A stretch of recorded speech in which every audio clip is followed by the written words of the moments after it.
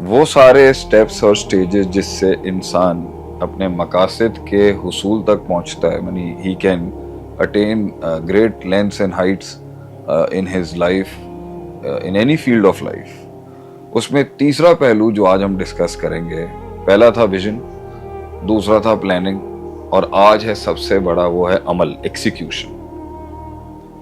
ایک انسان کے پاس ویژن ہے، نیت ہے، علم ہے، اس کے پاس مشاورت بھی ہے، لوگوں کا مشورہ ہے، سیرت ہے، بائیوگرافیز ہیں، لوگوں کا انپٹ ہے، اور اس کے پاس وہ علم بھی ہے جو کانشیسنس ڈیولپ کر چکا، مگر یہ سب ارادہ نہ بن سکا، ارادہ عمل نہ بن سکا، عمل آگے نتیجوں تک نہیں پہنچ سکا.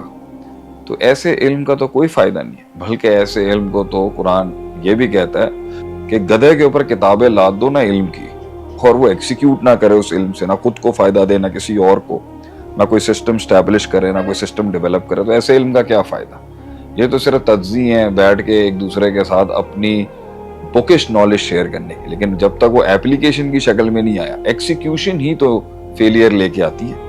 ایکسیکیوشن انسان کی زندگی کے اندر طوفان کھڑے کر دیتی.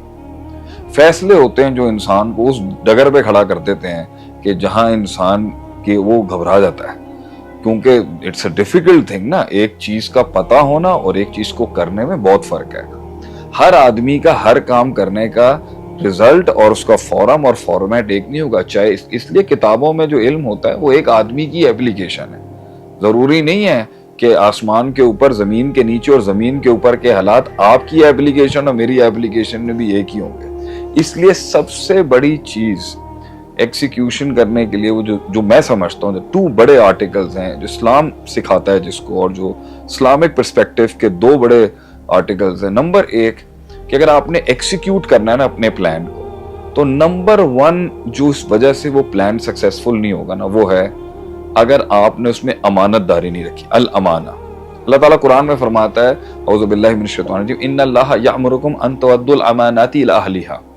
اللہ نے تمہیں حکم دیا ہے، مینڈیٹری حکم دیا ہے. کوئی ایسا نہیں ہے کہ کر لو تو ٹھیک ہے، نہ کرو تو نہیں. یعنی سسٹم اور سٹرکچرز کی ہارمنی کو اسٹیبلش رکھنے کے لیے، اس کی گروتھ اور ڈیولپمنٹ کو اسٹیبلش رکھنے کے لیے کیا کرو؟ جو اہل ہے نا اس کی امانت اس کے پاس لوٹا دو. اب ایک تو ہے کہ کسی نے پیسے رکھوائے کسی کے پاس تو وہ امانت اس کو واپس کر دی، کسی نے کسی کو راز دیا تو وہ اس کے پاس امانت ہے. یہ اسپرچول پرسپیکٹیوز تو بہت آپ نے سنے ہوگی، مگر سب سے بڑی امانت بھی بڑی امانتوں میں سے پیسے، دولت اور راز کی امانت سے بڑھ کر ہے کہ جو کسی کام کے کرنے کا اہل ہے، اس سکل کو پرفارم کرنے کا وہ بندہ اہل ہے، اس کی اہلیت ہے، اس کی کمپٹنسی ہے، اس کا حق ہے کہ وہ اس گدی پہ بیٹھ کے وہ کام کرے اور اسے ایکسیکیوٹ کرے. اور وہاں پر آپ ایک غیر اہل آدمی کو بٹھا دیں، پورا پلان فیل ہو جائے گا آپ کا.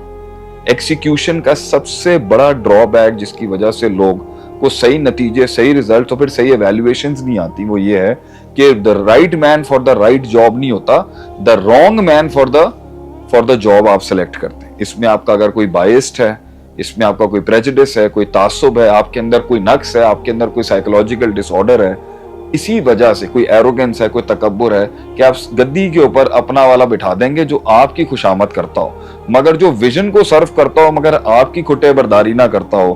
اسی وجہ سے ہی وہ ویژن دنیا کے اندر ایک بہت بڑا ورٹیکل کھڑا کر سکتا ہے جب ادھر اہل کو گدی کے اوپر بٹھایا جائے. جو اہل ہے گورننس کا، لیڈ کرنے کا، ریسرچ کرنے کا، تحقیق کرنے کا، ایجوکیٹ کرنے کا، بات کرنے کا، ریپریزنٹ کرنے کا، ایکسپیریمنٹ کا، جو اہل ہے سائنس کو ہینڈل کرنے کا، آرٹس کو ہینڈل کرنے کا، پولیٹیکل سائنسز کو ہینڈل کرنے کا، جو اہل ہے مینجمنٹ سائنسز کو، جو اہل ہے جس نے وہ میدان میں گھوڑے چلائے ہیں کوئی 10-12 سال، 5 سال، اس کا کوئی تجربہ ہے اس کے اندر.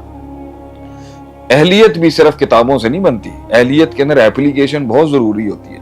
سمرائزنگ اٹ، بہت زیادہ آپ کے پلانز اور آپ کی جو سوچیں ہیں اور جو اسٹریٹجیز ہیں اس کا فیلئر ایکسیکیوشن کا یہ ہے کہ آپ نے امانت داری سے اس بندے کو وہاں نہیں بٹھایا جہاں شاید آپ کا بھی نہیں بنتا تھا بیٹھنا. اگر میں ایک کام کو اپنے ہی سسٹم میں صحیح طرح نہیں کر سکتا اور اس کی اہلیت رکھتا، وہی کام مجھے کسی اور کو دے دینا چاہیے. میرا ویژن گرو کر لے گا لیکن شاید میں وہاں پر لائم لائٹ کے نیچے ہائی لائٹ نہیں ہوں گا. لیکن سوچ اور فکر جس کے ساتھ گھر سے نکلے تھے وہ آسمانوں کے رستوں پر اور منزلوں کے رستوں پہ چلی جائے گی. اور دوسری بات جو ایکسیکیوشن کے اندر جو لوگ فساد میں غلطیاں کرتے ہیں اور فساد پیدا ہوتا ہے وہ ہے احسان. اللہ نے جو شریعت میں ٹرم استعمال کیا نا وہ احسان کا درجہ ہے, یعنی ایکسیلنس کی بھوک. پلانز ایکسیکیوٹ اس لیے نہیں ہو پاتے, کتابوں میں لکھی ہوئی ڈرائنگز اس لیے جسمانی شکل اختیار نہیں کر پاتی کیونکہ ایکسیلنس کی بھوک نہیں ہے. اللہ نے اس ایکسیلنس کی بھوک کو قرآن میں حدیث میں بخاری کی حدیث میں کہا ہے ان تعبد اللہ کانک تراہ فإن لم تکن تراہ فإنہ یراک, کہ وہاں تک کوانٹیٹیو سٹرگل کو کوالٹیٹیو میں کنورٹ کرنا ہے کہ اللہ دکھنا شروع ہو جائے. عبادت کو کوانٹٹی میں سے زیادہ کوالٹی میں کنورٹ کرنا ہے آپ نے, اور پہلے کوانٹٹی کی بھوک ہوتی ہے پھر کوالٹی کی بھوک ہوتی ہے, تب جا کے اللہ دکھنا شروع ہو جاتا ہے. اور اگر وہ نہیں دکھ رہا تو اس لیول کو اچیو کر لو کہ وہ تمہیں دیکھ رہا ہے.